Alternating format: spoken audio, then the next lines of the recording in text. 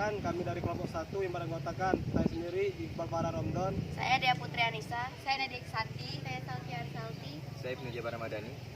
Oke, pada kesempatan kali ini kami akan menampilkan video tentang ekosistem pantai dan lebih akan menjerumus ke dalam rumput laut. Selamat menyaksikan. Di sini saya akan membahas tentang apa itu ekosistem padang lamun. Sebelum kita memasuki pembahasan, kita mengenali dulu apa itu ekosistem. Ekosistem adalah organisme yang hidup dengan lingkungan abiotik yang saling berinteraksi, berhubungan erat dan saling mempengaruhi yang merupakan suatu sistem. Dalam sistem tersebut terdapat dua aspek penting, yaitu arus energi dan daur materi. Di samping adanya sistem informasi, aliran energi dapat terlihat pada struktur makanan, keragaman biotik, dan siklus bahan. Ekosistem padang lamun. Ekosistem padang lamun adalah merupakan satu-satunya tumbuhan berbunga yang hidup terendam di dalam laut, sedangkan padang lamun yaitu hamparan vegetasi lamun yang menutup suatu area pesisir atau laut dangkal. Lamun dapat ditemukan di seluruh dunia kecuali di daerah kutub. Adapun ancaman-ancaman alami terhadap ekosistem yaitu berupa angin topan, gelombang pasir, kegiatan gunung berapi bawah laut, atau interaksi populasi dan komunitas. Fungsi padang lamun adalah penstabil dasar perairan yang bersifat lunak, penghasil oksigen dan mereduksi CO2 di pasar perairan, sebagai produsen primer, sebagai habitat biota, penangkapan sedimen, dan pendaur zat hara. Ciri-ciri ekologis menurut Den Hartog 1977 berupa: yang pertama, terdapatnya di perairan pantai yang landai, di daratan lumpur atau berpasir, mampu hidup sampai kedalaman 30 meter, di perairan tenang dan terlindung, sangat tergantung pada cahaya matahari yang masuk ke perairan, dan mampu hidup di media air asin. Ada beberapa struktur vegetasi dari lamun. Yang pertama, terdapat 15 spesies yang ditemukan di Indonesia dari 52 spesies di seluruh dunia, termasuk ke dalam dua famili, yaitu Hydrochaetidaceae dan Phatomogotanidaceae. Komunitas tunggal umum dijumpai di dataran lumpur dekat hutan mangrove.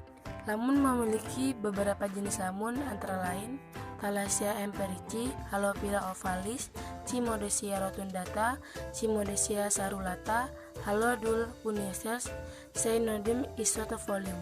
Ekosistem lamun sangat terkait dengan ekosistem di dalam wilayah pesisir seperti mangrove, terumbu karang, estuaria, dan ekosistem lainnya. Namun, akhir-akhir ini kondisi padang lamun semakin menyusut oleh adanya kerusakan yang disebabkan oleh aktivitas manusia.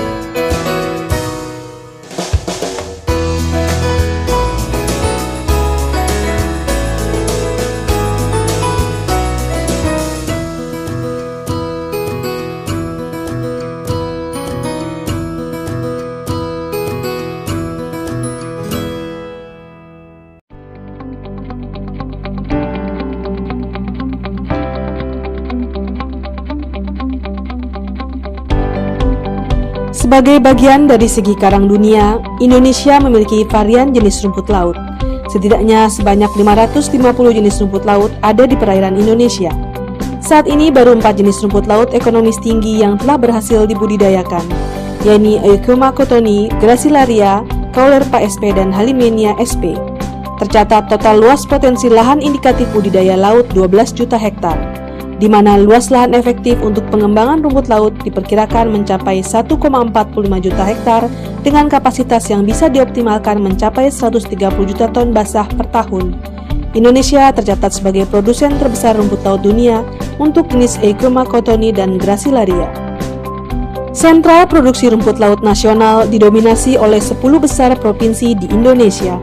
Dalam 5 tahun terakhir, 2013 hingga 2017, volume produksi rumput laut nasional mengalami tren yang positif, dengan pertumbuhan rata-rata per tahun sebesar 11,8%.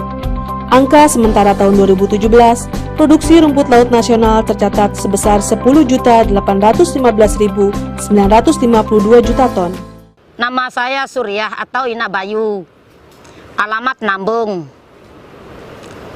Saya petani rumput laut. Saya punya tali 1000. Kalau saya panen semuanya 1000 tali, kadang-kadang saya dapat seton atau 10 kintal, kadang-kadang saya dapat 1 ton 5 kintal atau 5 timbang gitu. Saya merasa kecukupan, dapat beli beras, dapat biaya anak sekolah. Saya minta dukungan dari Ibu Mantri Susi Puji Lastuti untuk perkembangan rumput laut. Kementerian Kelautan dan Perikanan terus melakukan upaya dalam mendorong produksi rumput laut nasional yang berkualitas. Upaya tersebut antara lain pengembangan kawasan budidaya rumput laut berbasis klaster di sentral-sentral produksi, pengembangan kebun bibit rumput laut, peningkatan kualitas bibit melalui kultur jaringan. Untuk pengembangan bibit unggul berkualitas, Kementerian Kelautan dan Perikanan telah membangun unit laboratorium kultur jaringan di beberapa unit pelaksana teknis. Kementerian Kelautan dan Perikanan juga menggenjot pengembangan budidaya rumput laut di kawasan terluar dan perbatasan. Melalui program Sentra Kelautan dan Perikanan Terpadu atau SKPT, Kementerian Kelautan dan Perikanan fokus pada pemanfaatan potensi nilai ekonomi rumput laut dengan mendorong industrialisasi rumput laut di kawasan tersebut.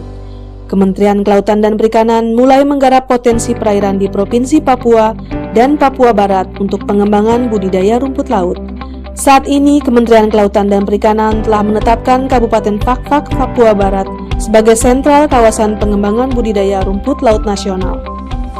Selain itu, nilai ekspor rumput laut Indonesia juga mengalami pertumbuhan sebesar 3,09% per tahun selama periode tahun 2013 hingga 2017.